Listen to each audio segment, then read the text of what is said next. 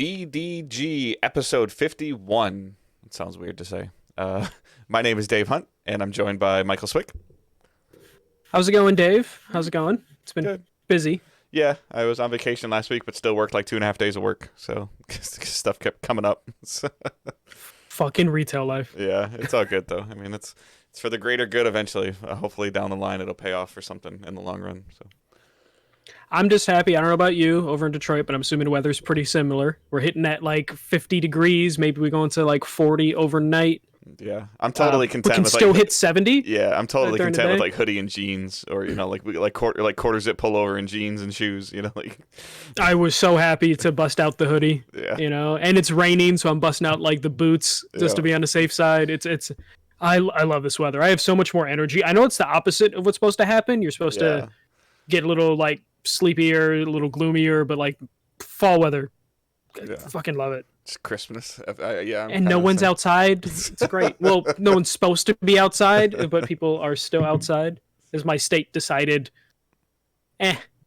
we're done with this pandemic, and cases have increased like crazy. Yeah, it was. Yeah, we had a fascinating time with that, where like our legislation threw our governor over, and then the health department came out and said, "Hold my beer."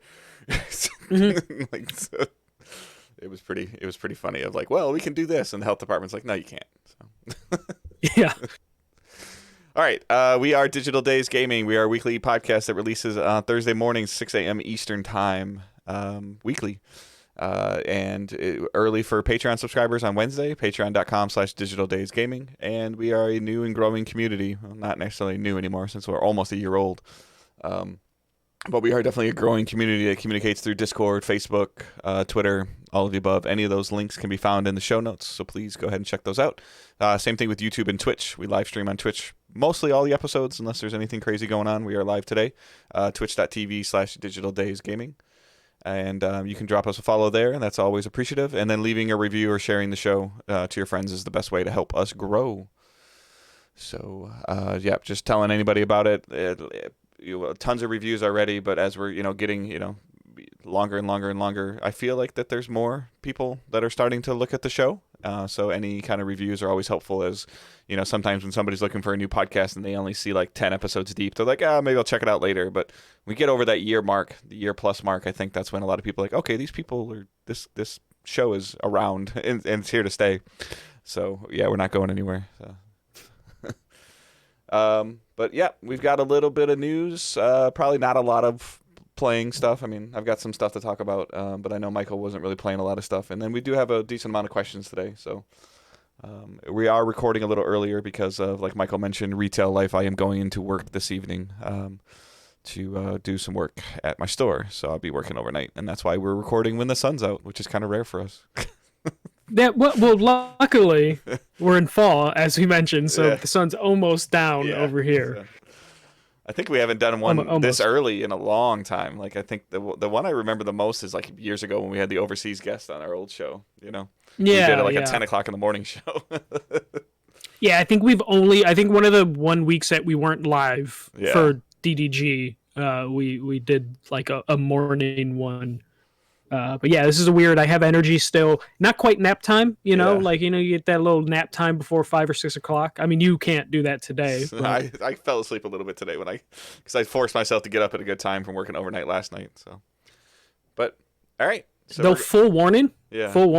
I usually feed the cats in an hour. So they will be getting aggressive. They're going to be sitting on Michael's head later. You feed me. Yes. You will see some aggressive cats very soon. If you're watching on Twitch. All right, so I saw a little bit of this, and I think you might have it tied in here a little bit, but yeah, you do. So we're going to talk a little bit of Marvel's Avengers. Oh, where to start? All right, let's start with the good news. September NPDs come out. I don't feel like going through the whole September NPD thing. That's kind of boring. But Avengers was the #1 game on the NPDs last month. It was the highest-selling superhero game just behind Marvel Spider-Man. Makes sense. So sounds good, right, Dave? Like that sounds great. It only behind Spider-Man in sales for Square Enix. Yes, for Square Enix. For a video game, knowing how on much paper, Spider-Man on headlines, Especially with all like the craziness that's going on with the Marvel movies now, like having a game sitting on your shelf called Marvel's Avengers is going to sell. Like, Yes, which it did. But here's where things get bad. This game came out. It's kind of glitchy, and it just has kind of. It's a live service game that doesn't really have too much going for it in terms of a live service game. it's a live service game that doesn't have a live service right now. Yes, and the Steam charts for it, which takes a look at only Steam, the PC platform, how many peak player counts are, or how many people are playing at any given time.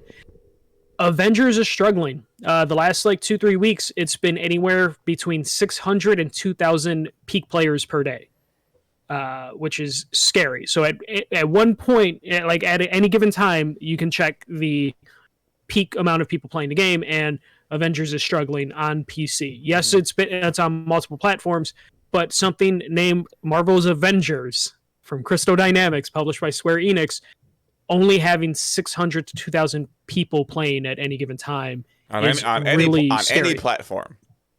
On any platform, yeah. Because the PC platform, huge platform. Of course, there could be some people playing on Stadia, probably not. But so the game's struggling. Crystal Dynamics is aware of this, so things are happening. Kate Bishop DLC that's supposed to come out this month, that is delayed. That's not happening. No news on when that's going to happen. Next Gen Avengers, which was supposed to be out this year, shortly after console launches, that has been delayed till 2021. No specific date given, other than next gen versions are delayed. Of course, you can use backwards compatibility to play your PS4 version. It just won't have any of the extra bells and whistles like ray tracing and better textures compared and stuff. compared to some other games that are already talking about next gen upgrades. Most games next gen upgrades aren't going to be ready day and date anyways. Yeah, but they we're 3 weeks out from it. Yeah. So this is one of those things where it's just seems like it's all happening really fast, or them deciding not to do things is happening really fast. Crystal Dynamics put up a blog post on their Avengers website. The statement that everyone's been picking is Marvel's Avengers launch was not without turbulence, and we recognize that a number of issues detracted from your enjoyment of the game. This does not align with Crystal Dynamics' value of craftsmanship, and for that, we sincerely apologize. As a make good for the community, they put together a package with all the various in-game currencies that are in there to the players that are currently playing, to kind of say hey, sorry that we can't fulfill our roadmap stuff, but we're working to fix the game. This was the thing leading up to Marvel's Avengers that we were worried about, of can Crystal Dynamics, who's mostly known for single-player games, could they make a live service game? And could Square Enix, Final Fantasy XIV, super successful MMO. BioWare. Yeah. We were worried about this. Could they do it? And it looks like they can't, and they're going to have to, pull back and look at it. Dave, what are your thoughts? Because it's you are a live service guy by default. Well, it's everything though. It's the stuff that we were even talking about before, where me being a live service looter guy, I enjoy live service games. I enjoy looters tremendously. The lack of cosmetic looking loot in the game was always a concern that I talked about. It's how can you get a better thing? How can you make Hulk look different? He's Hulk.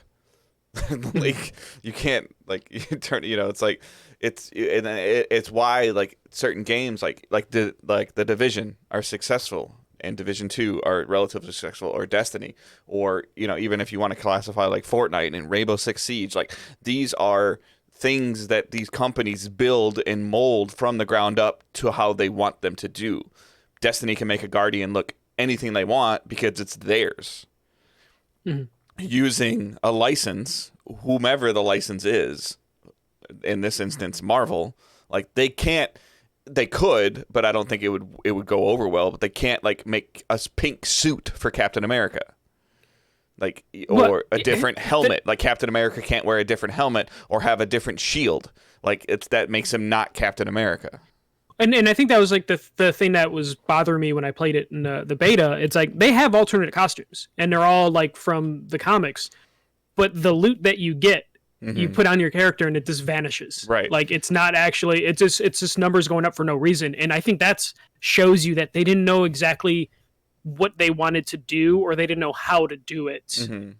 and still honor like the Marvel Right. brand. Because like yeah, like Captain America has alternate suits, but you can't put, and I don't know the names of this, but you can't put MCU pants on with a comic book chess piece. Like you can't Which do would that. have been a nice, yeah, which would have been a nice thing to do. But or I don't just, think like, that mix it and would match go. a I little don't think that would customization. go over well with the community or hardcore Marvel fans of like it's one whole piece. Like it's a top to bottom costume. Like when and if Spider-Man's in the game, you can't put Miles Morales' shirt on Peter Parker and put Spider-Verse's pants on Peter Parker and let your guy look like that. You could, but I don't know if people would like that. Versus again, like the Division, like they can just make an exotic set of boots that do something cool or gloves in the game, and they can make them look however they want to make them look because it's Tom Clancy's world. Like yeah, they have some restrictions of like of a tactical military style look to it, but at the same time they can just do whatever they want and you can mix things around.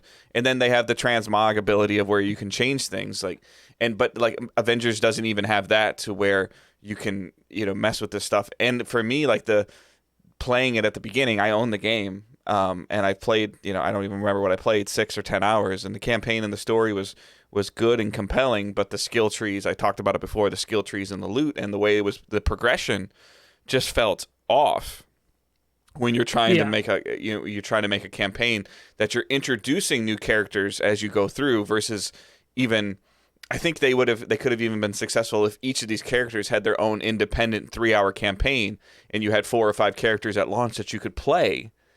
And then after those 3 or 4 hour campaigns, the live service part took over, and then the things started seaming together.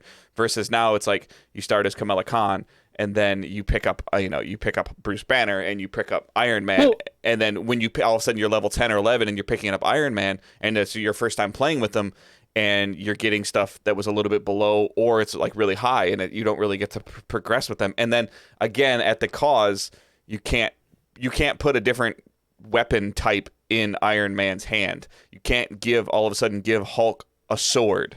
Like that just doesn't work. Well, and here's the thing, like from what when I talk to people that like finish the campaign campaign's good. Yeah, like absolutely. it's better than it should be. Yeah. And after you finish the campaign, then the live service stuff starts, and then there's just nothing there. It's because it's repetitive, and there's no end game. Like that again. Like there's no. This is again going back. They literally had a movie with that name that they could take inspiration from. Post campaign content. Or like this is the problem, and I don't want to keep wrapping everything around and attaching to this, but the pinnacle for success for this right now, whether you believe it or don't believe it, is Destiny as the franchise.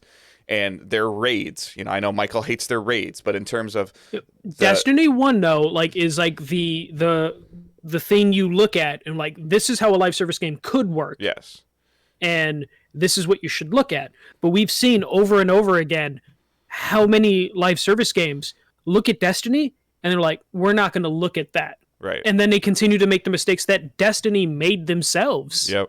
Like Bungie worked hard to get Destiny where it was, but Destiny was not without its faults. Yeah, but you can't. And I think with these live service games, you can't have your cake and eat it too. Like so, Avengers has a great campaign and a terrible live service. Destiny 1 had a terrible campaign and a great live service. Mm-hmm. And then you wrap around to Division. Both Division games had really good campaigns. And and like that, the way that Division 2 handled world tiers, like that worked really well. But then after you got to the top of the world tier, it kind of got stale. And then they're trying to throw all these different things at it. They're just throwing stuff at the wall and seeing what's sticking. And people, and then Destiny continued to produce good end game content until Destiny 2 because they kept hearing people say, well, like that's too far away from me. I can't get there. And so then you got the catch up mechanic. And then Destiny 2 came out and had a good campaign and no end game. Yeah. It's just, this is frustrating because like I feel like based on how Square's handled their Western developed games, Square just doesn't know what to do. They know Final Fantasy, yeah, and they know Kingdom Hearts, and they stumble there too. But those are their things. Their Japanese developed stuff is good, but when it comes to them trying to do Western market appeal, they just can't. And I feel like we would be having Avengers would probably be a Game of the Year contender if it was just a single player story. That was it. Because a single player story is good, but Crystal Dynamics and Eidos Montreal, they had to then work on this live service game, which then most likely took resources away from the single player game, and they could have probably made the single player game more fleshed out and really fine-tune that to be a even better experience, and we would be having a completely different discussion about this game. We would probably be talking about this game. Because you could have had a really cool Miss Marvel story. Yeah. And they could have been done leads with it. into, and then could have turned into a whole universe for Square Enix to play with of all the characters that they have in this game. And they probably would have worked on individual licenses, but there could have been potential for this to really blossom. Instead, they're like, let's do a live service game. Let's see if we can get that microtransaction money. And this is what we have. And now Crystal Dynamics is going to have to rework this game to try and get it to work. And their roadmap has basically been delayed, because I'm assuming if Kate Bishop's delayed, then the other characters behind Kate Bishop, they're also delayed. The Spider-Man DLC has to be delayed. And the problem that they're running into, I guarantee the problem that they're running into is they're looking at feedback, they're looking at how people are playing, and then the Kate Bishop DLC is more of what we already had. And, it's and they're just, like, here's well, Kate okay, Bishop. we can't do that. They're like, obviously we can't do that, so they're retooling it or changing some things, similar to how Division's done it, similar to how Destiny's done it, similar to how Anthem has attempted to do it, similar to how Rainbow Six Siege has done it and been successful with it, similar to how Ubisoft has been successful with For Honor, continuing that game, and they've grabbed onto and with For Honor's example, they've latched onto the people that are continuing to play the game and looking at what they're doing and building on what they're doing, not trying to do what they want to do. They're looking at the community, and that's how these games can grow. And Avengers isn't dead. It's not. It by any means. It's not dead. This can be fixed, and this can be something that sticks around for a long time. They just have to figure out a way to make it compelling enough to the average person that finishes the campaign when the Kate Bishop stuff shows up, saying, "I want to play." Yeah. You're right. Avengers, this game won't go away. Contractual obligation, it won't go away, and also because there's still money to be made here if they can right the ship. Because we've seen, we always, we reference Destiny for like how to do a live service game, and then we reference Rainbow Six for how to save a game. And Division. Division 1. Division 1. Division 2, I think they've given up. Yeah, Division 2 and then Breakpoint. So, there's blueprints on how to save a game like this and turn it into something good. And because it's Marvel's Avengers, right, there's value in it to, if they do fix it, it can then turn into something that lives forever. And the potential is there too. Like you said, the campaign is good. The dialogue between the characters is good. Adding more characters to it and bringing and telling the story of lesser known characters, or not even lesser known characters, but just the opportunity to find out more about the characters that you've seen. Like because I'm terrible at this. The girl in Avengers, all the Avengers, Scarlett Johansson, Black Widow. I am super fascinated in her story because of all the little things that we've seen her do in all these Marvel movies. I want to know how, how did this become, because she's like an Avenger without any like ridiculous godlike abilities. So finding out about her is fascinating to me, and then, like the whether you like the movie or didn't like the movie, finding out how, Captain Marvel became Captain Marvel, like that stuff is really cool. And, they can still do that in video games. And she's not a new character, but I didn't know who Miss Marvel Kamala Khan was until this game came out, really. I don't pay enough attention to the comics. The thing that's cool, though, is because they picked Kamala Khan, Miss Marvel is one of the leaders of Young Avengers in some of the things. Yeah. And you can introduce a whole Miss America, who I think they just cast in one of the movies. Like, you have Wiccan, who's like Vision and Wanda's kid. Yeah. There's so many cool. There's young Hulkling. There's like young Loki. There's so many. Yeah, I mean, we started seeing it in the movies with the Captain America transition, or what appears to be a Captain America transition. And they can tie these movies into it. I mean, we've seen video games, like we've seen WB give Rocksteady the ability to make a new villain in the Batman world. Yeah. And it's been relatively successful from what I've seen. We've seen, whether the company, the publisher as Telltale as a company, but The Walking Dead, like building a whole new character world within the atmosphere. Like this can work. It just has to be done better. I would almost want them to. I know they're not going to give up on the live service stuff because they see money in there. But if they can transition to this, because chances are Square, like EA, when EA made the deal with Disney for Star Wars, Square probably made a multi-year, multi-game deal with Disney for Marvel's Avengers, and I wonder if they would be willing to give up. I think they signed this deal before Disney bought Marvel. No, they wouldn't have. They bought Marvel way too. Because I remember hearing about this a long time ago, but I mean, no, because like Square. Yeah, you're right. You're probably right. I mean, I relate a lot of stuff to when I remember reading about stories based on which stores I worked at the time, and I feel like this was like 3 years ago that we heard about this Avengers project, 3 or 3.5 years ago, and I don't really feel like that in my mind, like Disney bought Marvel's. They did, because the MCU just passed its 10-year anniversary. So with Marvel, I mean with Disney. Marvel, yeah, it would have been like 8 years. Wow. Okay. Because like the Iron Man movies were made before that. I don't know how to tell time then. So yeah. So, but here, this is the thing that worries me is like there was rumors that were like pretty much confirmed by a lot of different sources that there's a Guardians game being made by Square somewhere. Mm-hmm. Like what does that look like? Does that just get canned or delayed? If that was also going to be some, or does that get shoved into this game now? Yeah, or was there going to be a teaser for the Guardians in this game eventually that they're like, well, shit, we can't do a Guardians live live service game. But again, they can fix this. Like I'm telling you right now, they can fix this. Make your base game $20 for Black Friday. Get your DLC or your expansions or your additional content, free stuff that you're going to use. Like get it right. Get the people in there buying the game and get it right, and you'll be fine. That's kind of what I'm waiting for because I want to play the single player game. Yeah. Campaign. I'm waiting for this to be a sale, and because the box says Marvel's Avengers and it has all the heroes people know on it, it's going to sell the holidays. We don't know what the holidays are going to look like yet, but it's still going to sell. Yeah, it's the people got to buy something. It's the same thing we've been talking about, though. You can have anybody go into the store and buy PS5, Xbox Series S or X, whatever they're going to buy, and they're looking to get it, as a Christmas gift, and they're looking at the games that are available, and this is going to work on this thing, and it's a Marvel game. Like, okay, like there's going to be someone that's at the store, and they're going to see Spider-Man and Avengers sitting next to each other, and they're be like, well, that only has one superhero, and that has 5 of them, and they're going to pick up Avengers, So the game's going to sell despite itself, and Square's going to have to like actually do something to turn this around, and maybe they can save it and maybe they can't, but they probably have a big deal. I mean, shit, no one talks about it, but EA eventually saved Battlefront. Yeah, they did. So Battlefront is still like pretty good. Yeah, so like they have done some stuff. But let's move on to the next story. Let's get into some next gen shit because we're getting so close. By the way, this is before you talk about this story. This falls under duh.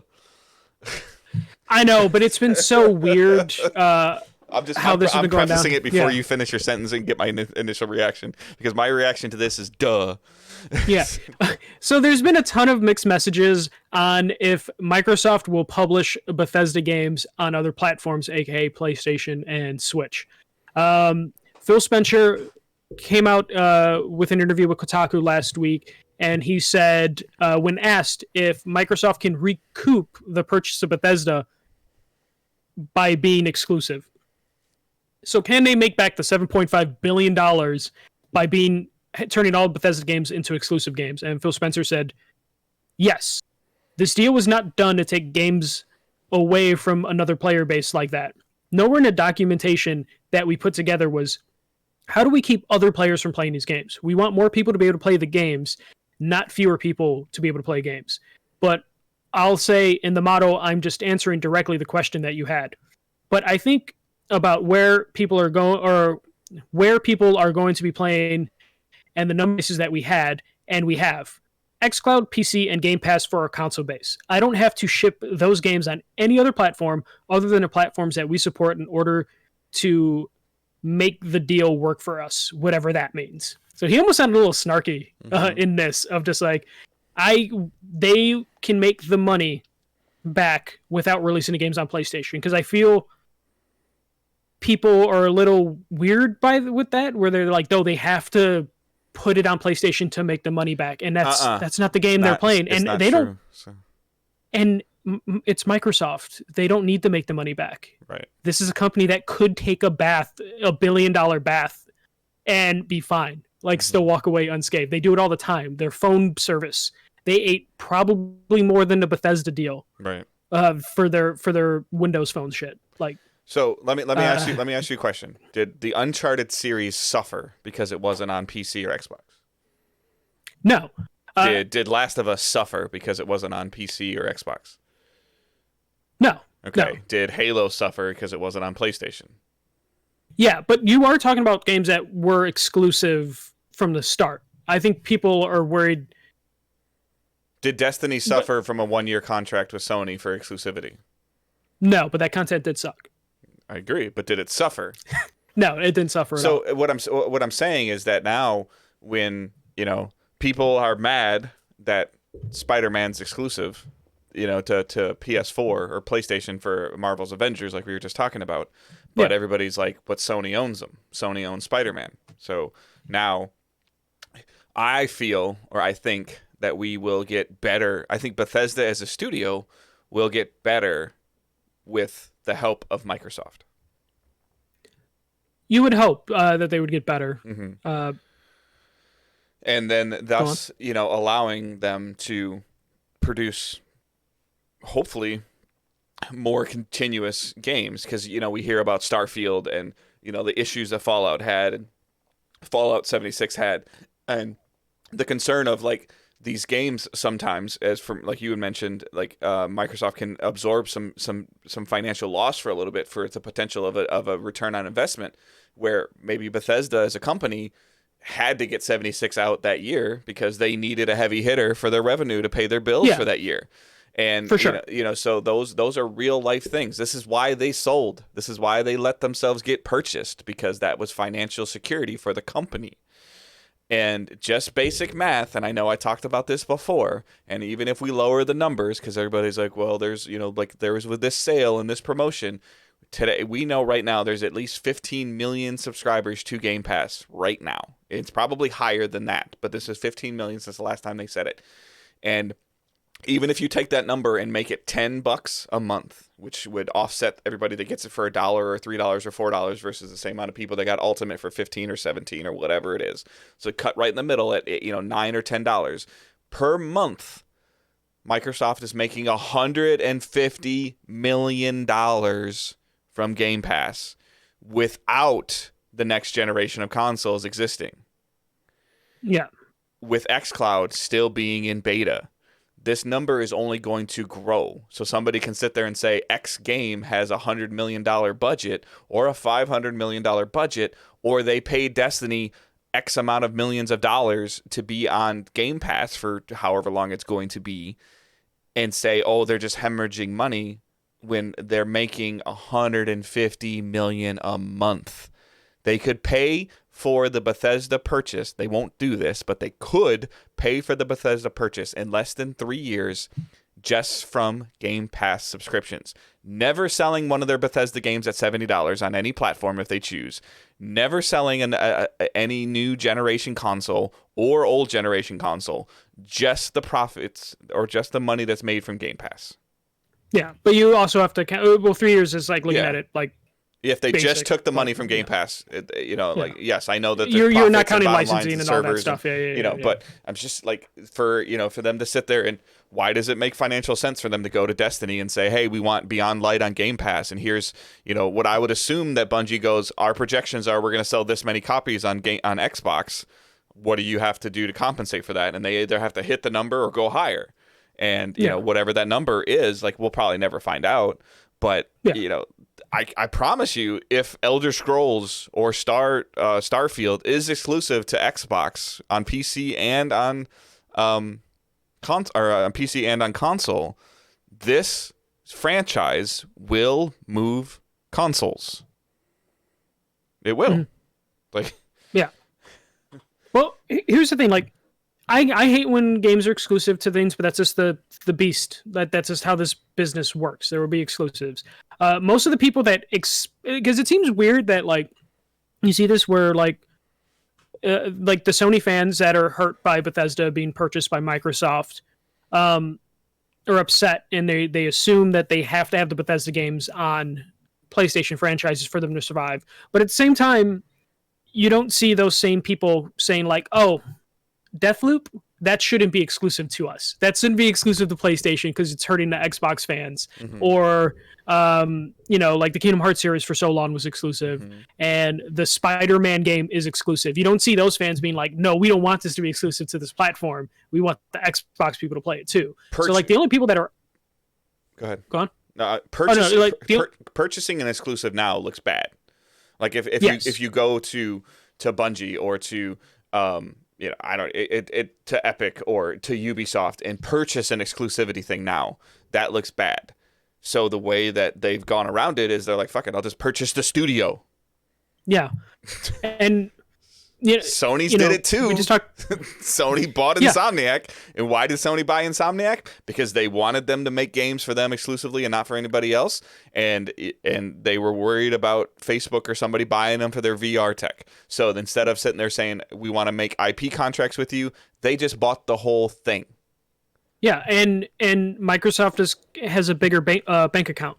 And, they just bought a whole ass publisher, So we're in an arms race, and Microsoft does have like the unfair advantage in terms of money and a company that's probably willing to take a loss forever how long it takes because they're playing a long game with Game Pass. Purchasing of Bethesda is going to be a loss, though.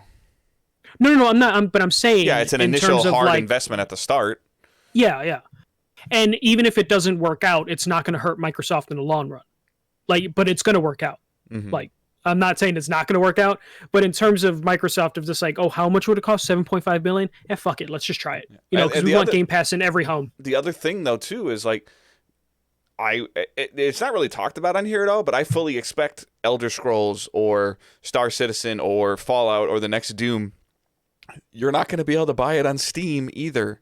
You're going to have to buy it on the Xbox PC store.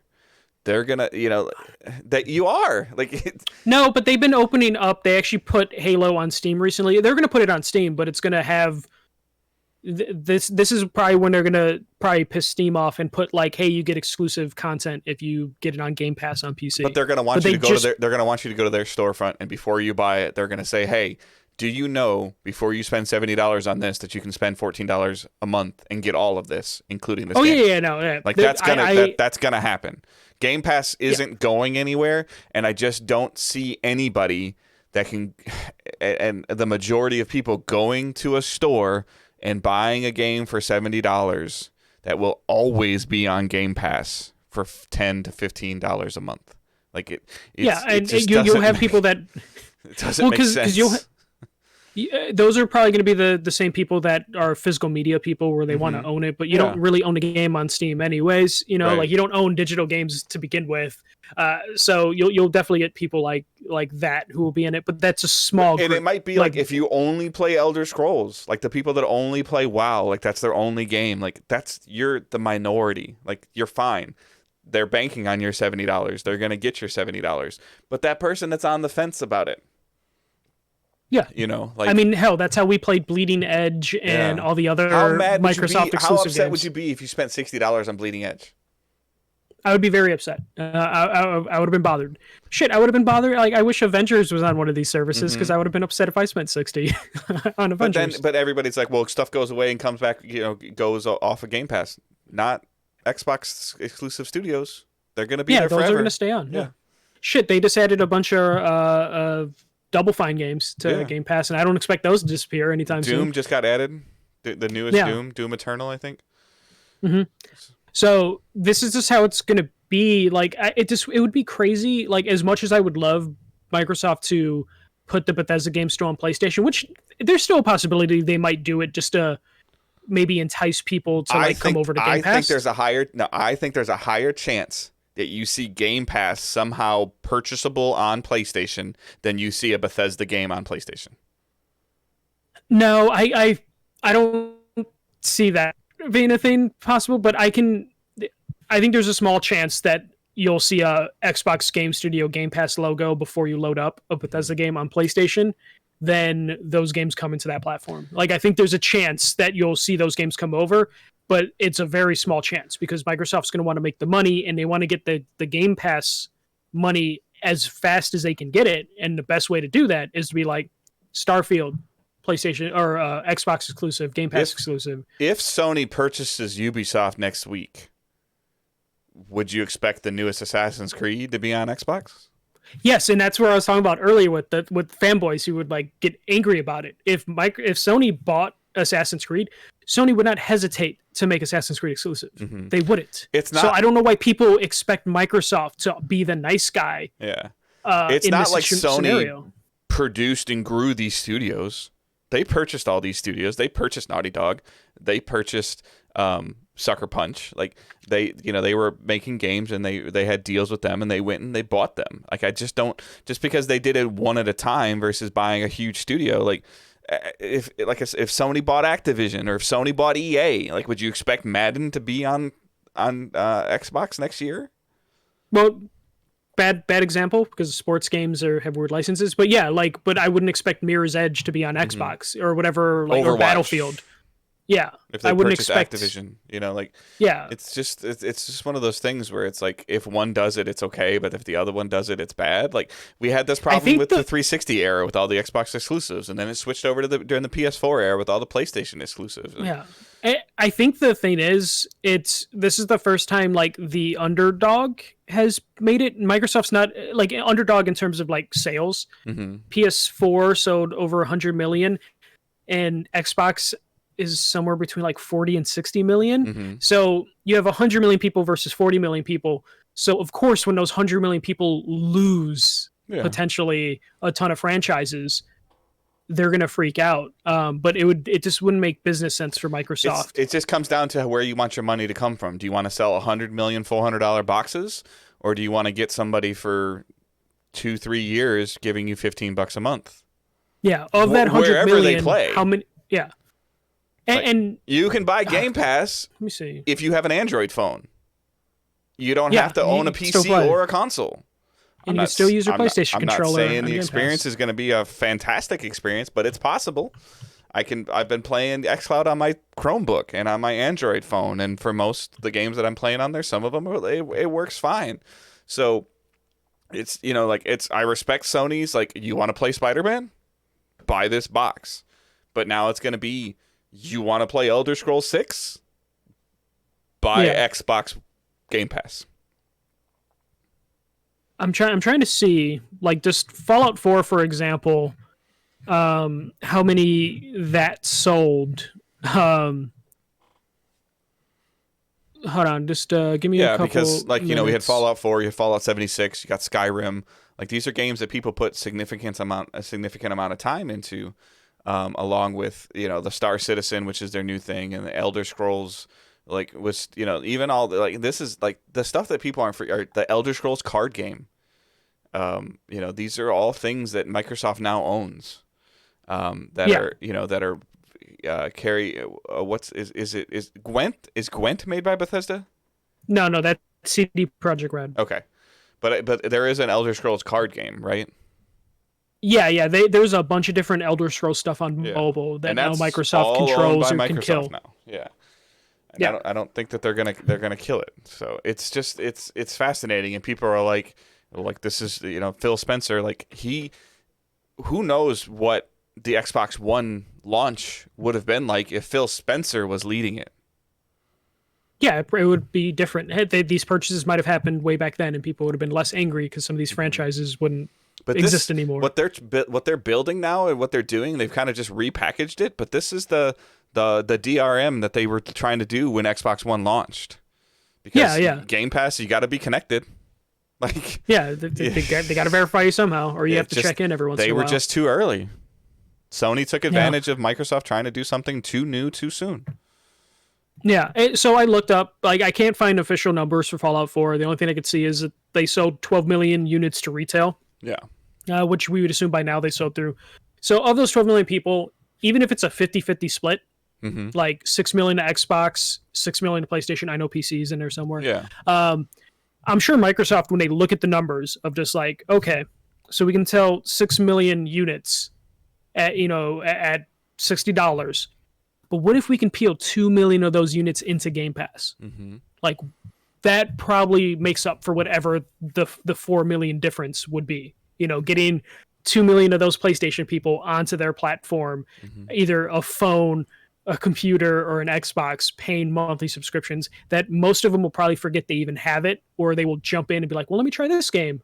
And they're probably just one live service a game away from just permanently including Game Pass. I know we talked about it, but I don't remember. Was Uncharted 1 made when Sony owned Naughty Dog? I believe so. Yeah. Okay. It's Sucker Punch that you were confused with. Right. Sucker Punch wasn't bought until the second one. Yeah. Okay. I believe. So, like, again, these companies prove that they can produce quality content. Jack and Dexter was not. I don't think they owned them when they made Jack. I think so they prove that they can make good games. And we've heard that like Sony is allowed. When Sony purchased these studios and giving them the time, we've seen all that stuff, whether it's Uncharted or Last of Us or God of War or whatever it is, Days Gone, that they've given the studios the time and the freedom that they need to make these games.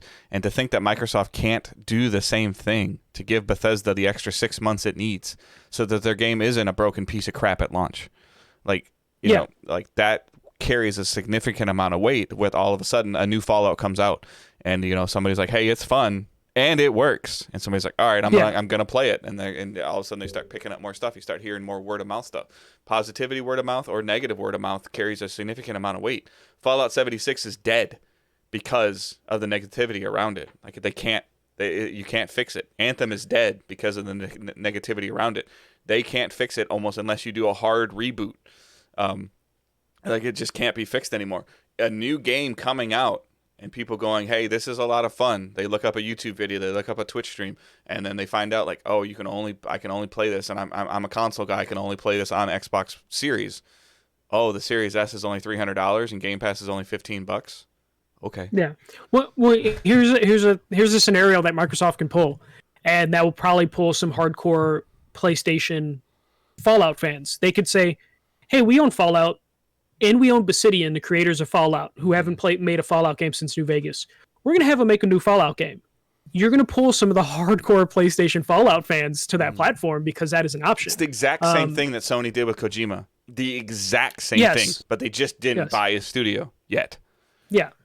Yeah. I think that's going to be one of those ones where, like, if you see Konami get purchased or their IP library gets purchased by Sony, expect them to make that deal for Kojima. Or you hear that Kojima Studio is closing, and then the next week Sony announces that Kojima's the head of Konami. Yeah. So all that stuff can happen. All right, let's move on because we've talked about this a while. So Dave, another week went by, and we have more PlayStation stuff. The UI or UX, I'm not used to people calling it a UX, user interface, was shown in a state of play video. Some of the things that I bullet pointed just so we can talk about it briefly because it's one of those things you just have to like look at it and see it. The UI, it's going to be in 4K HDR. Who cares? I feel like the design is, I know, it's just a menu. The design overall seems very similar to the PS4, just prettier. Yep. Like a little bit, like they adjusted some things, but like that tile thing is still there, but you can tell it's made for a big TV. Yeah, their new cleaner XMB, which is all the PS4 UI was a better version of the XMB. Yeah, you have like the XMB icons just at the bottom, and then you have a tiles thing. The best thing I can say about that is I do like it. It looks cleaner. It is definitely made for a large TV because like those video game icons are very small, which probably look better on a big TV. Curious to see how it looks on like my monitor, which is not a 60-inch TV. So they have that stuff. I will say I do like that they separated video games and media. Like there's a separate tab thing there to clean up the UI. Kind of did on PS4 now. Like you have to go into a media folder anyways. Yeah, but it takes up like a tile in the game folder. That's true. Yeah. And I put all those apps in like one thing anyways. So I like that. They added a control center. So this is like a quick dashboard for in-game use. This is very similar to what you would kind of see on your phone. Like there's a bunch of activity cards. The activities show things that you can do in game with like percentages and like time to complete. And it can also quickly jump you to in-game moments. This is the thing I think we're going to talk about the most. Yeah. So my first question to you is Watch Dogs Legion going to support this? So I think like with a lot of Sony special features, this will be supported at launch, and then we'll see it slowly die. Except for first party. Because not only you have the activity, so the activities I think are going to be really easy. I think developers can support the activities for quite a long time, and it probably wouldn't take too much work because it's just tracking that stuff anyways. It's just putting that stuff user forward. It's the guides. So in the control center and like you can look up basically like game guides where there will be videos for how to achieve like certain trophies or certain in-game activities that will basically take you to a clip of the game and that you can pin to it, which is really nice to see the pinning video stuff. Xbox has had that for a while, like the video pinning. But this is specifically like game guides. Well, this is also tied to trophies. Yes, yeah. So it's a way so you can achieve trophies. Which is something that people have been asking for years. Like, if I'm supposed to get 50 headshots in a game, can you tell me when I have 40? Like, can you know, progression that bar. aspect of it, I think will probably be supported forever because it's just an easy thing for developers to do because they're already tracking that stuff. I don't, because I think it's going to be supported in the game menus. And then maybe that will transition to that. But a lot of these games already keep track of these stats in their games themselves, and then the trophy pops when you complete the activity. Yeah. The thing that I don't think will be supported very long are the guides. Like the ability to pull up video clips of... Unless the only way that's going to work long term is if the YouTuber or the content creator can link to the game to where like they almost... But then the only thing that sucks about that is that somebody has to police that content because like the last thing you would want is a kid clicking on how to find Sackboy's special hat and it leads you down a video that you don't want. Yeah. because they have an algorithm or a link that says, hey, this is helpful. Trophy number 14 in Sackboy Adventure. Like there's a link that that they can attach it to where it pings. It's how people abuse the YouTube Kids thing, where they put stuff in their YouTube videos that will get flagged by YouTube Kids, so then they can get children to watch their garbage. So I feel like Sony for first parties would probably hire like a small staff that will do all the guides for the first party games. So those video clips will come directly from Sony. And this is the thing. I don't see third party developers. I don't see the benefit for them to do this and support the guide thing. Because that's just extra work, It's or Sony reaches into an agreement with like GameSpot or IGN. Yes, and their wiki people, they're taught how to link it to there, and that would be an expensive get for Sony for something that I don't think that you're going to change the player's behavior. Because I know for me, like if I'm stuck on something, I don't in my mind think, let me see if I can go into the store menu or the PlayStation menu and figure out how to do this. I just pick up my phone. Yeah. So it's funny. I know a lot of people in the industry that make their living off like writing game guides and doing freelance work. And they were like all adding Sony, like, hey, if you need someone to help you with these videos. But yes, financially, I don't think it would make sense for Sony to do that for every game. There's 4,000 PS4 games. Right. They're not going to be able to. I don't think it's going to work with PS4 at all. No. I'm saying like in terms of like how much staff you would need for the potential PS5 library. If the PS4 ended with 4,000 games, you would need a shit ton of staff to cover all the future PS5 games. Right. But I think it's more logical for them to sign some type of exclusivity contract with a game journalist company. But here's the thing: even IGN doesn't do a guide for every single game. Right.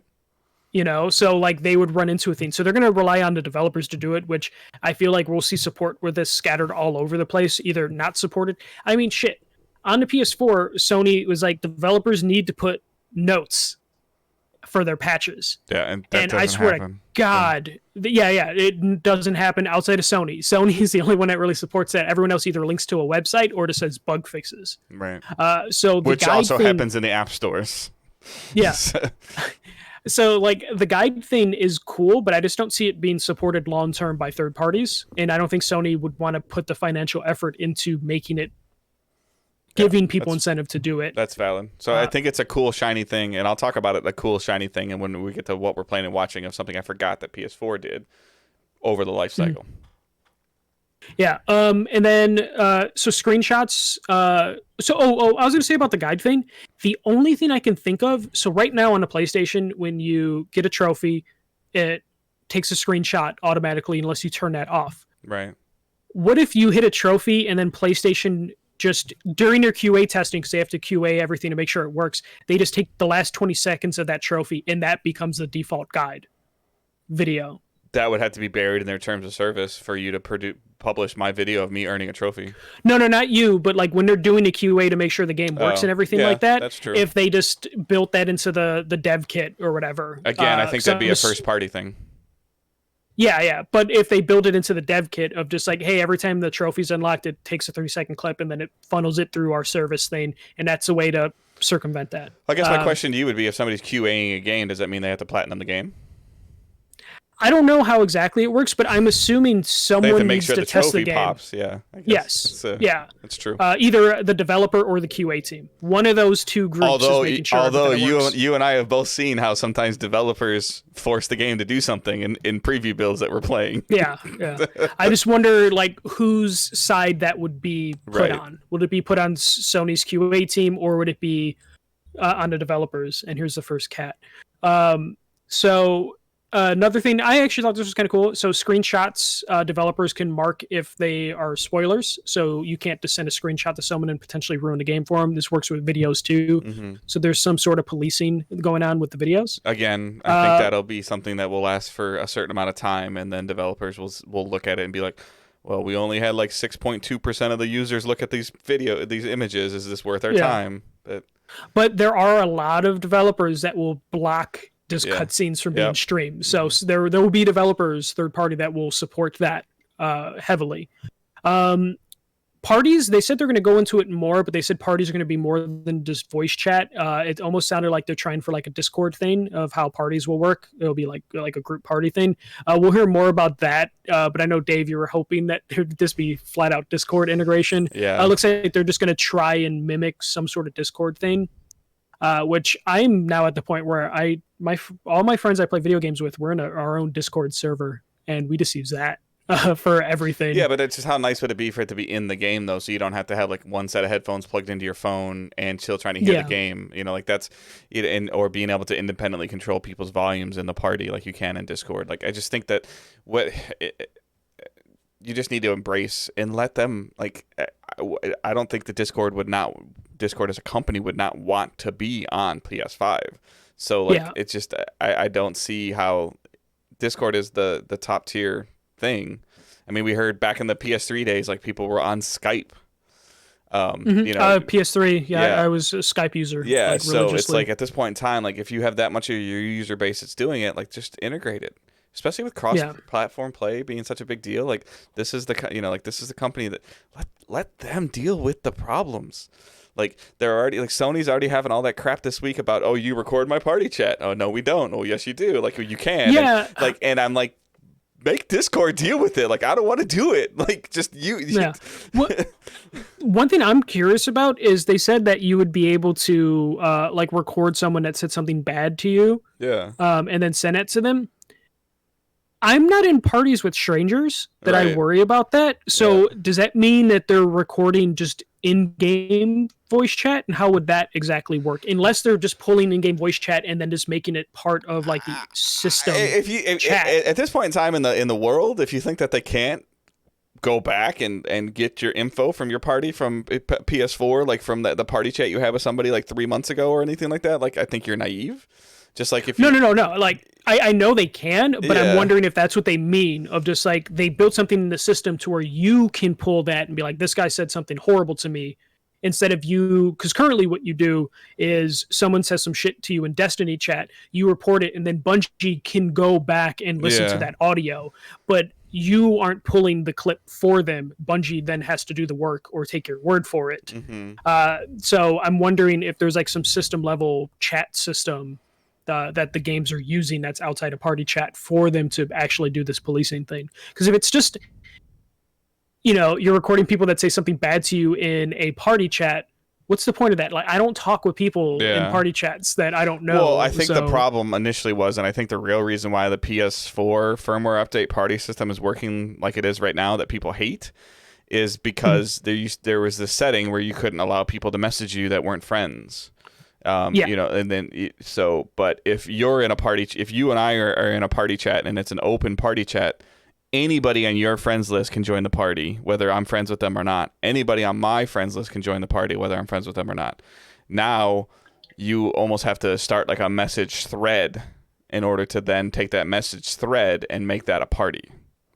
yeah, So I think that it's one of these things of like where we're, because it sucks. It's annoying. Somebody sees their buddy in a party and they want to play a game with them, even though they're already playing a game with like me, and they come in there and the stuff that we've always talked about, they're like blaring music in the background, or their kids yeah, screaming in their thing, or they've got iPhone headphones plugged in their controller and you get that static sound. And, like those are all things that maybe this new system could prevent. What sucks about it is like I usually will sign on and I'll be online to play games myself, and I'll just jump in a party solo, and then it's there, and if somebody wants to jump in the party and talk to me, like they can. I don't really have that ability anymore. yeah.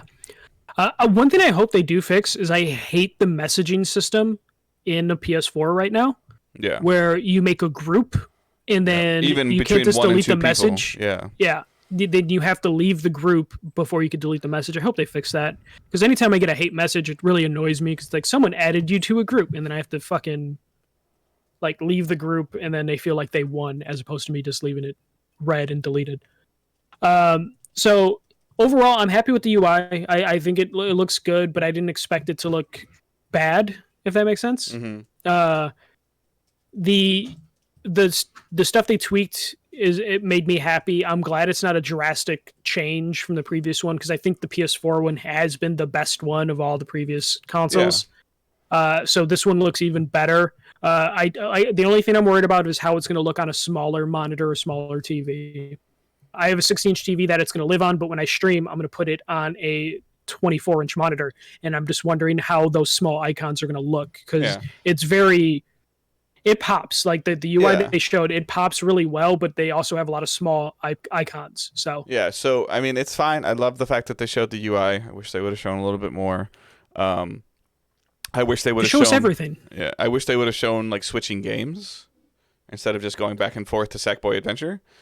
I mean, they did show, like, they showed playing Sackboy Adventure, and then they showed Destruction Derby, but then they didn't go back to, yeah, they showed how to take a screenshot in Destruction Derby. It's like, can we see more about that game you're charging $70 for? Yeah, I don't even care about that, but I mean, I wanted to see the resume and quick pickup, and like, can you like hop back and forth between games? Because like like everybody knows, like I'll be in and out of Destiny all the time, and I'll be playing Destiny, and I'll, again, you're connected to the service, you'll have to load up, but you could be, let's say you're playing a single player game and you're playing Last of Us, and then you want to play a co-op game with your significant other, and then she's only home for like an hour, and then you want to go back to the game you were playing. Like, is that gonna, like the loading times with the SSDs are going to be 100 times better, but we've seen, and again, it's just because their competitors doing it, we've seen reports where you can unplug your Xbox and still plug it back in. I saw a video today of the time from a cold boot up to playing Gears. It took him 19 seconds to be in the game, playing the game. Yeah, I want to see that stuff. I actually really want to see a PS4 game running on the PS5, just because I'm buying Cyberpunk on PS4 because that's the only version available. But I'm going to play it on the PS5. Yep. I'm buying Valhalla, the PS4 version, but I'm going to play it on a PS5. Like, I want to see all that stuff. I want to see it truly benefit from that. I'm not starting Ghost of Tsushima until I have a PS5. Just because I'll get the 60 frames and that. But I want to see that stuff running. Hopefully we'll get that this week, because every week now they've been showing something different. But yeah, that's all I had for the news, though, Dave. Unless there's anything else you wanted to add. No, I mean, I think that pretty much covered everything. I mean, I love that we saw the UI, but at the same time, it's just time to show some other stuff. Show me games. All right, so we're gonna get into what we're playing and watching. So for me, I've been playing a little bit more of Ori and the Blind Forest. I'm enjoying it. It's a nice break from everything else that I've been playing. It's just fun. I really like the Metroidvania side-scrolling thing, which I always saw Ori being played, but I guess I never realized like that's how it works. And that's how the type of game it was. So I am definitely enjoying that. There's, like the mechanics are getting, as you progress through the game, the mechanics are getting a little bit more challenging, which is fine, but it takes some brain power. Like there's a new ability that I have now that when I'm walking like up the left side of the screen, the way the game works, I still have to be pushing left or right. So I'm having a hard time with that because I'm pushing to the left, but my character's going up. So, if that makes sense. So it's like a gravity kind of function it's messing with me a little bit, but it's one of those things that as you play through it, you'll kind of master the mechanic. And then I was on vacation this week, and I didn't play as much as I wanted to. There was some other stuff going on too, but for some reason, my son Owen, my 5-year-old, he was like down a YouTube or Amazon Prime video watching thing like he does, and he started watching videos of people playing Knack.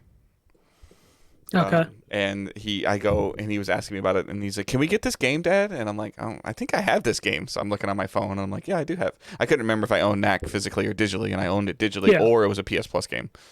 Might have been PS Plus. Yeah. So, and I forgot Knack had co-op, local co-op. And I also forgot that Knack used the PlayStation speaker, the controller speaker. Oh, okay. Yeah. As you picked up relics, and it also had that ability to share items. And my wife was watching Owen play with me a little bit, and then I'd go to work, and Owen would play a little bit more and need Angela's help. And we were talking about it, and Angela was asking me, I'm like, that was a launch PS4 game. And she's like, it still looks really good in terms of like the the shading, and it's not great. I mean, it was Mark Cerny. Like he's probably trying to show off what he could. Yeah, I mean, it's not a fantastic game. It has its problems with like the way that the platforming and stuff. But like, I'm having a blast playing that game with my 5-year-old right now. So like, and he wants to control Knack, so I get to control the little silver dude that can't die. But if Knack dies, then we reset to a checkpoint. So I'm like being punished for his ability to struggle, but he wants to play as the cool character and not the little gimpy character. So yeah. I got to play something at a preview event that I can talk about next week. So that took up a huge chunk of my day, during all this stuff.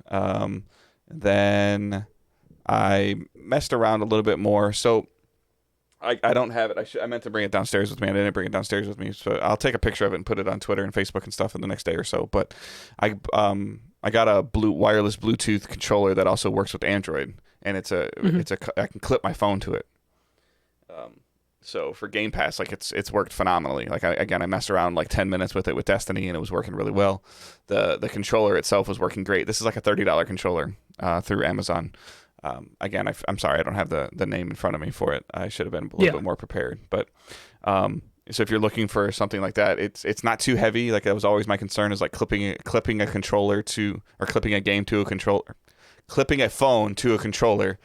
Like would it make it like too top heavy? And it seems to balance it really well. So I was actually like quite impressed with how it felt and how the buttons managed and worked. And this controller can connect to the PS4 as well, as well, in Androids. So it's definitely something that's pretty cool. I'll share some pictures of it today or tomorrow on social media so you guys can see what it is and what it's called. But for the most part, I did watch some random movies. I ended, like today, while I was kind of half awake, I ended up, for some reason, watching I Am Legend, another Will Smith movie. That wasn't very good. It was okay. The book's better. Yeah. I could definitely see the alternate ending is good. I didn't know there's an alternate ending. Okay. Yeah. And then watched football over the weekend, was watching some baseball, was really hoping that Houston would win. Like I really wanted Houston to win just in terms of baseball, to get to the World Series, because like to come back from being down 3-0 to win and to be like a team. And they could have faced the Dodgers. Yep, to be a team that was like labeled as cheaters, and then they get punished for being a cheater, and then they still go to the World Series, I thought would have been fantastic. But neither here nor there, that didn't happen. So for the most part, that's it. So okay, for me, a little bit more Fall Guys Season 2. Just been kind of dabbling in that. I've seen myself to where like I'm having less and less fun with it. I just kind of think I hit like my wall with that game. Mm-hmm. But I'm still playing it and trying to get some costumes, because the costumes are really good, but I'm at the point where I also feel dumb because I'm like, I don't know if I'm going to be playing this game too long, and then I'm like, oh my god, I got to get that costume for this game that I'm probably not going to play much longer after I get this costume. Um, Me and Sarah, I mentioned a couple weeks ago we were playing Hitman 2. We finished that. I believe we finished that. Hitman 2 is definitely one of those games where we're not paying attention to the cutscenes at all. Like we want to skip through those as fast as possible because we just want to play a murder simulator puzzle game. Basically, Owen won't watch the story at Knack. Like he learned how to skip cutscenes, and it's basically what's going on with Hitman. It's like just put us in a scenario, tell us who we have to kill, and then let's spend an hour trying to figure out how to do this. And I love the scenarios that they have. We'll probably end up buying the first game because you can buy the first game as DLC maps for the second game. Mm-hmm. So we're probably going to do that just because isn't one of them getting VR support soon too? I believe the whole trilogy is getting VR support, or 3. Yeah, so there's going to be VR support for that eventually. So Hitman 2 is really great. I did get to see Sarah finish Assassin's Creed Origins. She has been playing that for the last 3 weeks. That game's long, but I really liked before the expansions. Yeah, it's just been funny though, just because I've just been watching. Valhalla is supposed to not be as cumbersome. Yeah, because I know it's supposed to be a little bit more linear, more streamlined. Yeah. Yeah, because so I've been watching a little bit of that. I saw the ending of it as she was playing it, and that was entertaining just because how they wrapped that up and tie it into the other games. Really cool. She started Odyssey yesterday, which I kept telling her, I'm like, if you think Origins was long, Odyssey apparently is way longer. Yeah. So I'll probably through osmosis learn about Odyssey as it's being played.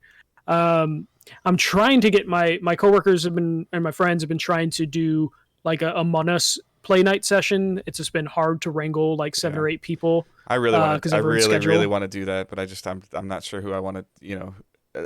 Who I want to do that with. I really want Angela to participate in it, and I think that me, Angela, you, and your partner, Sarah. I didn't know if you wanted her name on there or not. So, that's fine. And then a couple handful of other people. I think it'd be a great Friday night or Saturday night thing. But then getting everybody scheduled to link up. Yeah, that's the current problem I'm having because it's not really fun to play with more than or less than a whole big group. Because usually 2 people have it anyways. I mean, I'm sure I know you can do custom settings and stuff, but I would want a full lobby. 8 to 10 is the sweet spot, I think. Yeah, but you don't want to play with randoms because you'll have to deal with tryhards and then just you'll get into a group where they're just trolls. So definitely trying to organize that. So that's kind of it for my for my playing, because I dabbled a little bit in Tony Hawk, but like I said, that's just my go-to. I have 10-15 minutes, or I don't really feel like playing something, but I want to play something, and I load up Tony Hawk. There's just not a lot out there right now, man. That's kind of why I'm enjoying Game Pass. I was like, you know what, I haven't played Ori, and I whatever. If you want to hear me, keep talking about Game Pass, but it's just something that's always there. And for me, not having as much time with Xbox as I did over the last 10 years. Looking through the list of oh, that might be fun, and I really enjoyed playing Ori, and I streamed it. You and Owen need to play the Viva Pinata games because you guys would probably like that. Is that on Game Pass? Yes, it is. Okay. Yeah, it's a 360 franchise. I have Alan Wake downloaded too. A lot of people have been telling me I need to play that. Yeah, Alan Wake's really good. Yeah, I need to cancel my Game Pass for PC because I haven't used it in a while, and I'm gonna just re-up. I'm gonna just get Ultimate when I get an Xbox later this year. So I've been meaning to cancel my Game Pass for PC just because it's $10 that I haven't been using the last 2 months. But see, that's how they get you, though. Yeah. That's where Microsoft's money is people like me who have it and just keep letting it lapse, or keep letting it renew. Bethesda. It's okay. Yeah. I'm helping them out, I guess. So I just got to do that, and I haven't touched my Switch in a really long time. I don't know what. I bought the collection, the Mario 3D collection, and I just haven't They had a bunch of Mario games on sale for Prime Day. On sale. $39.99 or whatever. Yeah. And I was like, but then I started I forgot about Link's Awakening, and I'm like, that was $40 or $50, I think that was, and I was like, that's kind of the remake of a Game Boy game, and I do want to get the collection that you have, just to have it. for Owen to play some of it too, but I got 2 consoles coming out next month that I gotta buy. No, and the and Beyond Light comes out next month too, and that's gonna be like $40 or $50. Yeah. So, and Watch Dogs and Assassin's Creed and Cyberpunk and it's like that's all in the next 30 days. The worst thing is like I've been, like, oh, I should use this downtime to play Red Dead 2 because I never finished that, or jump into like one of the other games I have. But because I've seen all the like PS5 SSD times and I've seen all of the Xbox Series load times, I'm like, fuck, I'm not gonna play Red Dead. Yeah, I'm not playing Spider-Man. Like, why? Yeah, I'm gonna wait. Even if I'm playing the PS4 version, I'm hoping the load screens will be better, which I know they will. Destiny 2 delayed, air quotes, delayed their next gen upgrades. They announced that their next gen upgrades won't be available till like December 8th or 10th or something like that, and they confirmed like true 4K on PS5 and Xbox Series X, and then 1080p on the Series S. And something that's a really big deal that people don't, that if you've never played on PC, then you won't understand, but like they're giving you the field of view slider on console. Mm-hmm. So, yeah, that's, that's a great, that's a great, feature. So like, just to be able to have, for people to play it, but it's not coming when the new consoles launch. It's not coming before their new raid launches. But it's just kind of one of those things that's there. That's and then like Avengers, like I'm almost like, okay, do I just wait now? Like I wasn't having a blast playing Avengers. Do I wait until it runs a little bit better? Yeah, like what's like right now, Sarah's playing like Odyssey, like literally right now, like right next to me. You can't see her on Twitch, but she's playing Odyssey right now. But like she is trying to like get through that because she wants to play Valhalla. Right. And I want to see Valhalla too, so she's gonna try and like get through Odyssey, which she started yesterday, in the next 3 weeks. Yeah, and we're hoping to review Valhalla, and then hopefully if we review Valhalla, you might get a 1 or 2 or 3 day jump on it just to help. But we have no idea. Like that's just me like speculating. With a lot of these games now, with the way that like the live service functionality even works in some of these games, like sometimes they're just better off waiting till launch. And then I keep forgetting Cyberpunk is like the week after the consoles come out, so like that's gonna be a huge game. If you review Valhalla, like you got to put your head down if you want to play Cyberpunk on launch. Yeah. Thank God that we don't put ourselves under too much pressure for that stuff. But yeah, there's a bunch of stuff. He doesn't know that I'm going to give him a stop date. No, I'm just kidding. It's just there's so many things I want to play right now, but because the new consoles are so close, that I'm just going to wait. And then it's like shit, but there's going to be new games on those consoles, and I know I'm going to play Miles Morales as the first thing that comes out because that's the one new game I'm interested in. Yep. And then. Like I want to try Destruction Derby, so but in a course of 14 days, you'll have the possibility for you of Valhalla, Miles Morales, and Cyberpunk. And then I'm also going to squeeze in Ghost in there because I want to play Ghost of Tsushima before the end of the year, before we do our Game of the Year stuff in December. So it's like I'm gonna, and work band PTO. Ugh, it's gonna be real tough. But yeah, so that's it for playing. I didn't really watch anything of a significance to mention. All right, we got a couple questions we're gonna kind of buzz through really quick. So you can send us questions in the Facebook group, on Twitter, #AskDigitalDays, in the Digital Days sub server in our Discord. You can post them in there as well. We got one from Andrew Miller in Facebook. What are some of your favorite? What are some of your favorite and least favorite game mechanics, i.e., aim assist, loot boxes, characters leveling tree, RNG gear, procedurally generated maps, etc., etc. For me, something I really like, and like I was just talking about with Ori and the Blind Forest, the progression of like learning a new ability and then the game making sure like, okay, we just taught you how to do something new. Now you're going to do it like 50 times. Like I really like that versus we taught you how to do something new and you're not going to use it for another hour and a half. And then in that hour and a half or 2 hours, like you're going to forget what you had to do, and you're gonna have to look up at it in the screen and see how to do it. So that progression, and the same, I feel the same way like the Zelda system of like you're in the dungeon and you find the hook shot. Now you have to use the hook shot to get through the rest of the dungeon. That core mechanic is really good. Versus I really have a problem with like open world stuff where it, like I get that overwhelming feeling of like where to go. And it bothers me sometimes because then you're second guessing, like you get to like a fork in the road, like, oh, you can go left, right, you can go left or right, and you go left, and you're all, in my mind, like I'm thinking about, well, what's on the right? Like, what am I not seeing? Am I going to trigger a cutscene like I talked about with Last of Us 2? Am I gonna go through a door that I can't go back now and like then forget a room? Or like when you said you missed that one cutscene between the two characters, and you felt really bad about that, but you didn't know it was there. Yeah. Yeah. For me, so for a while I didn't like roguelikes, like procedurally generated stuff, which it's mentioned in the question. But I've grown to like roguelike games, just because of the way I play games now, where I kind of like the aspect of just like, all right, you try and you just try to get through this, and if you fail, you just try it again. Yep. And that's like the hook of the game, as opposed to like these big games, like games getting bigger and bigger, and that stuff is starting to like drive me nuts and a little bit insane, even though I'm still excited for Cyberpunk and Assassin's Creed games. I don't mind like a linear game being a 20 or 30 hour experience, but when an open world game where you can play it in 20 hours, but you miss 10 hours of content, like that bothers me.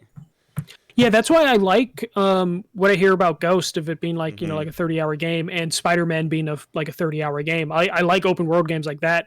I think the only thing I really hate, which is why I like kind of fell off Bethesda games, is specifically Bethesda Games Software or whatever they're called, GameWorks, is fetch quests. I hate fetch quests. I hate when you're doing missions. You see this a lot in RPGs where it's just like the mission is like, oh, talk to this person, and you go talk to that person. They're like, oh, go talk. They send you back and forth between things, and it's just like, I hate doing fetch quests, or like the thing where it's just like, kill 30 gnomes or orcs, that type of thing, where it's just like, oh, here's an arbitrary number, just kill them, and then when you're done with that, we'll give you something more, and then it just turns into fucking kill 35 of these now, or collection stuff overall those bothers me when it has no point. Yeah, those don't bother me as long as they have a point, like if they're part of like in an RNG game or a looter, like where you're like getting the chance at loot, like where it's like, okay, if you go earn so many packages or whatever for this to get a chance to get a good roll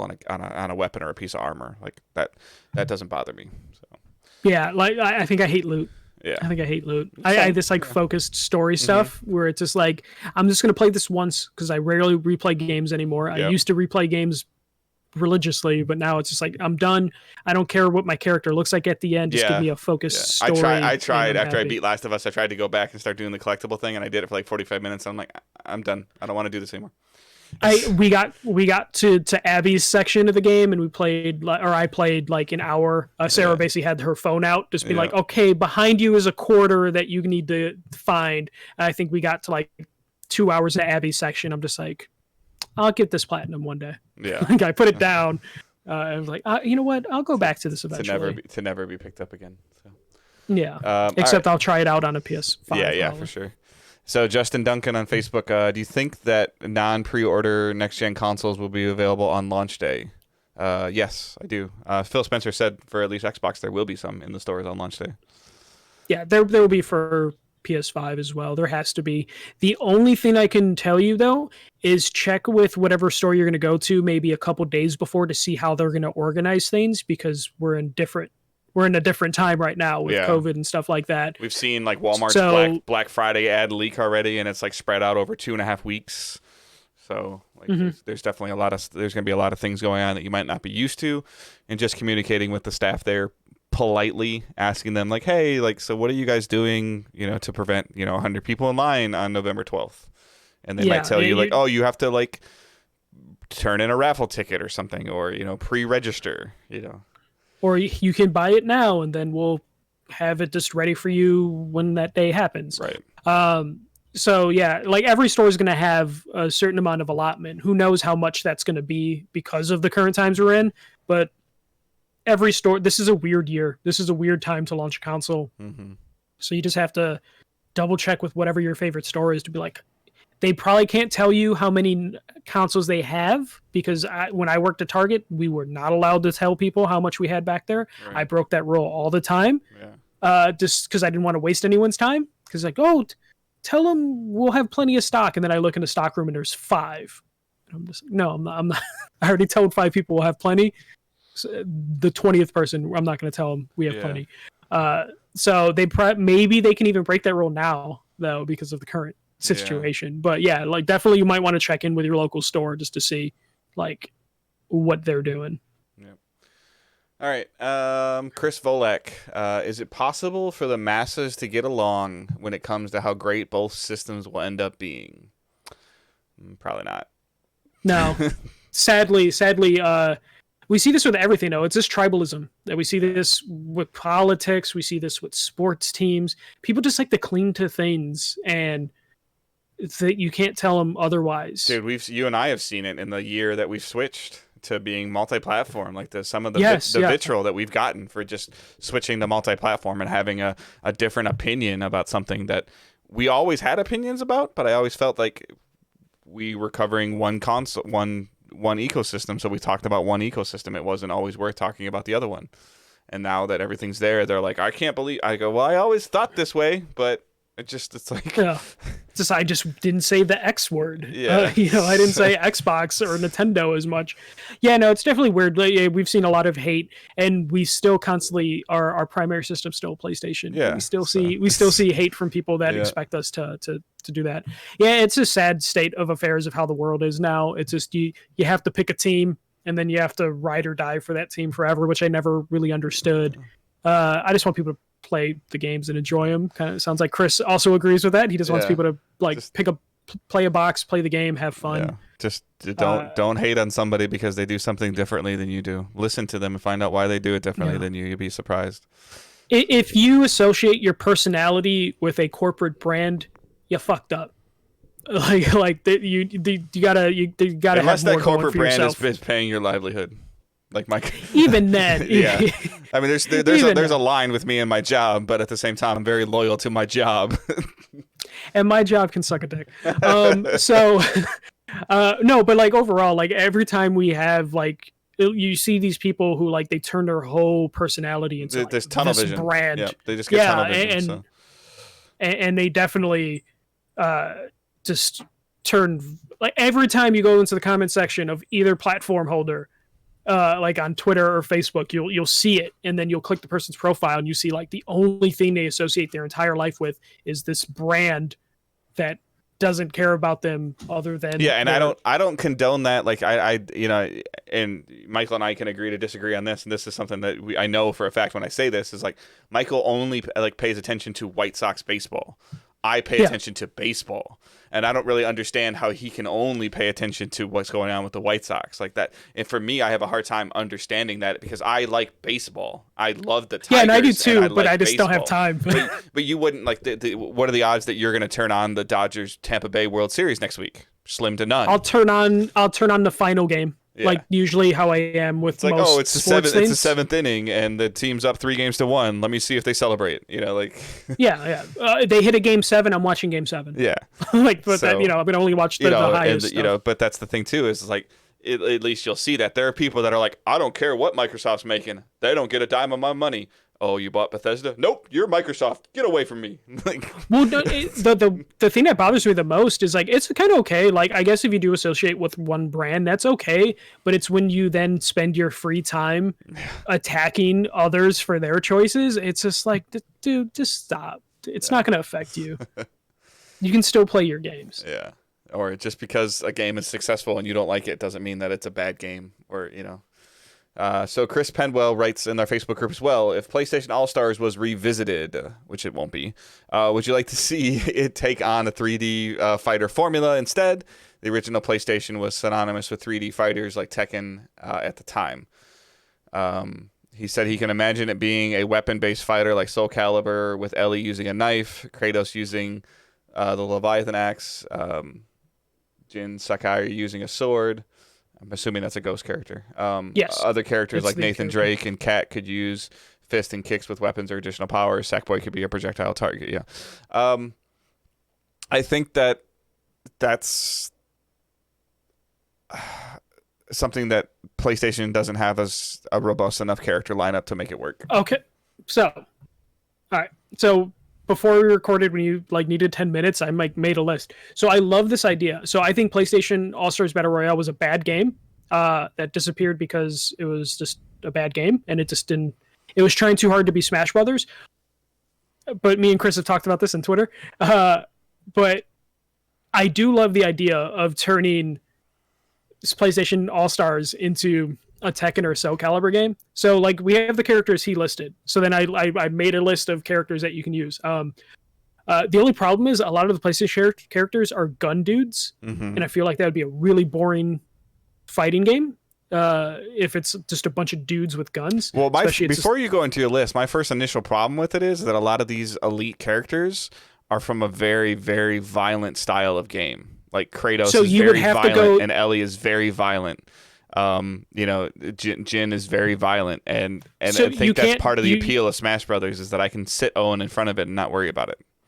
Oh yeah, no. So I think if they were to do it, they would have to go in the T or M rated, which means you would drop characters like Sly Cooper, Sackboy, which is a shame. Yeah, you would have to stop all of the animated characters, but you could do like Nathan Drake would be gun and melee. You would have Joel, who would be gun and melee. You can do Nathan Hale from Resistance, who would be, again, gun, but he can go into Chimera mode, like a Berserk mode. Deacon would be gun and melee. Radic would be gun play, no melee, just gun combat. You have Cole, who would have powers from Infamous. You would have Deslin, who would be from Second Son. He would have powers. You would have Nariko from Heavenly Sword, would be her thing. Gabe Logan from Siphon Filter, he would gun and melee. Sweet Tooth could be melee and weapons, which would be good. So you can do real mature stuff. Yeah. The Killer from Until Dawn would be melee and traps. I'm not saying it wouldn't work, but what I'm saying is that, like, in my mind already, with as much like PvP and other things that I'm seeing in games and esports and all that stuff, like that game has balance issues written all over it. I mean, it's mostly gun and melee people. I mean, Mortal Kombat works. Issues, though. Yeah. Mortal Kombat is because it's a hand-to-hand combat game that has abilities. Well, this I think would be hand-to-hand combat. I think this would be Soul Calibur has like weapons and stuff, so I think this would be like a Soul Calibur, right? More than a Tekken or Mortal Kombat. I'm not saying it would work. I'm just saying that I don't know what studio is talented enough to let Sony mess with their characters. I don't know either, but like then also you can then fill in like all the Naughty Dog characters, but it would be again just more people with guns. You could do Abby, Chloe, and Sully. I feel like this would be a better idea than them trying to do a Smash Brothers game again. Yeah, for sure. I mean, like I get it, but I mean at the same time, like Smash Brothers accessibility is to the point where they can put Minecraft Steve in there. Yeah. But like as soon as he mentioned this idea, I'm like, holy shit, this could work. Yeah. Would it be successful? Probably not. Would it be worth putting these characters in a game where they're violently killing each other MK style? Probably not the most on-brand thing, but you would lose like the appeal because I don't see them doing 3D All-Stars now. And like, can you imagine people throwing a fit if Abby is beating the shit out of Sackboy? Like, the people would lose their shit. But at the same time, they're okay with Link like dunking on Mario. Yeah, but yeah. So it's like, or Mario smacking the hell out of Princess Peach. Yeah. There's problems with that. Yeah. But I like the idea, Chris. We got to workshop it and then pitch it. All right. Spotlight for me this week is YouTube. There'll be some stuff on our YouTube channel at the end of this week. When you're listening to the show, it should be pretty close to being on there. So check out the YouTube channel. So that's really all, like youtube.com/digitaldaysgaming. Do you have anything for a spotlight, Michael? Just vote. If you can vote early, go vote. Yeah. That's it. I won't say anything else because then I'll get a little too political. Just vote. Yeah. I don't care who you vote for, but vote. No. I'm saying at this point in time, it doesn't matter who you just go vote because there's other stuff that's important other than who's going to win the president. There's stuff that is just as important. Yeah. There's local stuff you can find that you probably should vote on. Yes. But in order to do that, you need to go vote. Yes. You need to register and then go vote. So please make sure you do that. Yeah. So social media is our main account is at Digital Days Pod. Michael's account is at First MJC. Mine is at Good Dave Hunt. Like I said, we have the Facebook group, the Discord channel. All the links are in the show notes.